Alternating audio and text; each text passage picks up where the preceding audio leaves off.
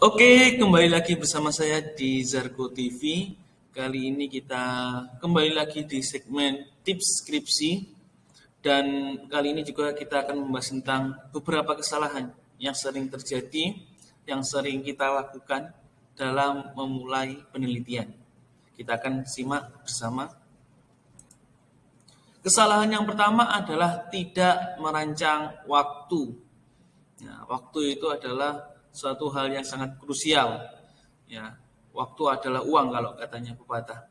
Jadi sebelum melakukan penelitian, alangkah sebaiknya kita harus menata target. Misalkan kita harus buat judul sekian, kemudian habis itu membuat latar belakangnya sampai tanggal sekian, kemudian kita membuat rumusan masalahnya sampai tanggal sekian. Itu harus kita tata targetnya. Tetapi yang sering terjadi adalah kita melupakan ya, bagian yang penting ini.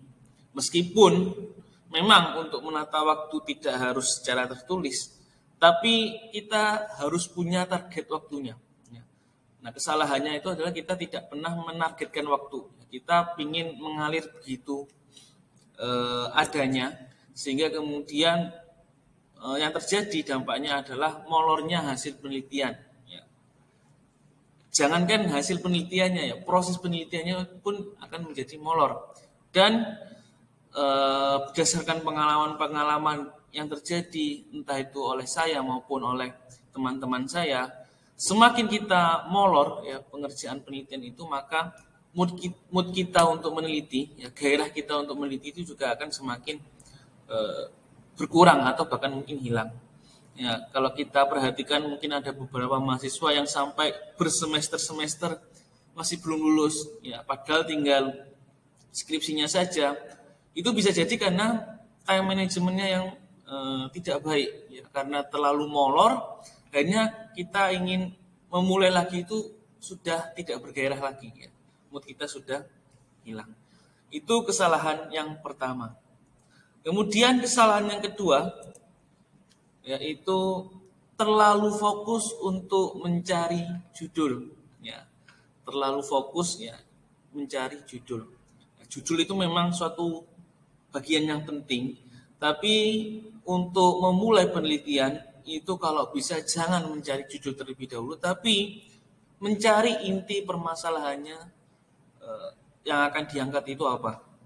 Apakah misalkan contoh kita mengangkat masalah tentang kemacetan di kota-kota besar, maka jangan kemudian kita pikirkan terlebih dahulu judulnya, tapi kita uraikan dulu masalahnya. Di latar belakang kita uraikan, di rumusan masalah kita uraikan. Nanti dari kita membaca latar belakang kita sendiri, kemudian kita membaca rumusan masalah kita sendiri, nanti kita akan tahu, oh judul yang tepat untuk penelitian ini adalah ini. Jadi kesalahan yang sering itu adalah karena kita terlalu fokus untuk mencari judul di awal.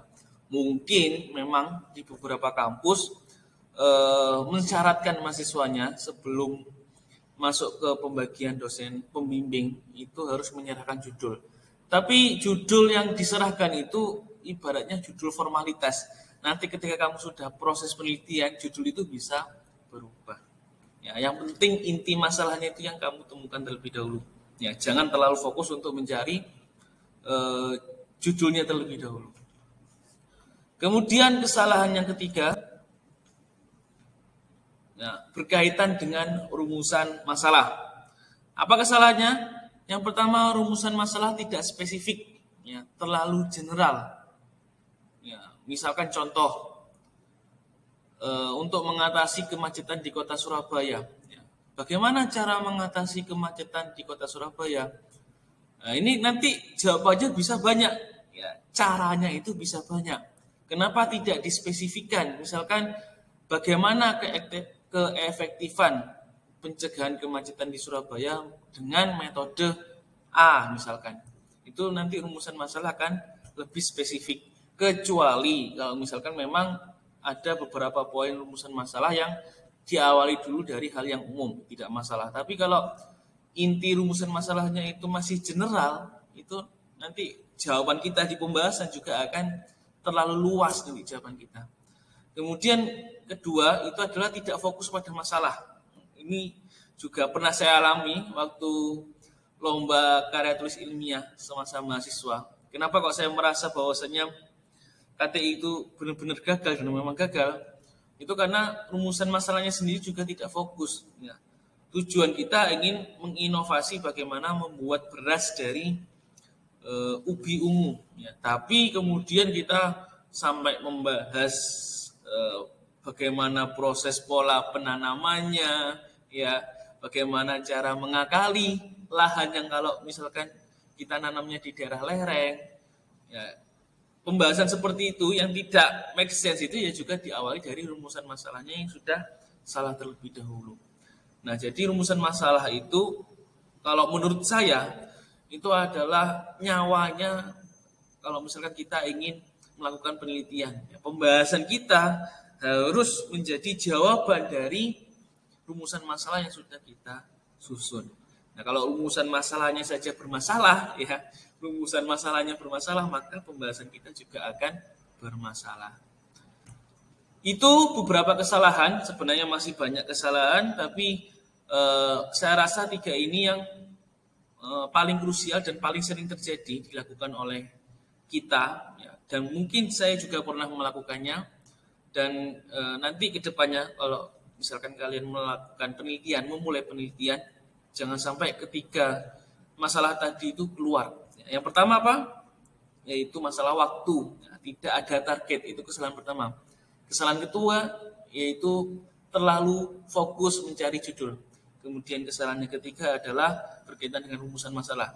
Tidak spesifik dan juga tidak fokus pada masalah. Oke, itu untuk pembahasan kali ini. Sampai jumpa di pembahasan berikutnya. Bye.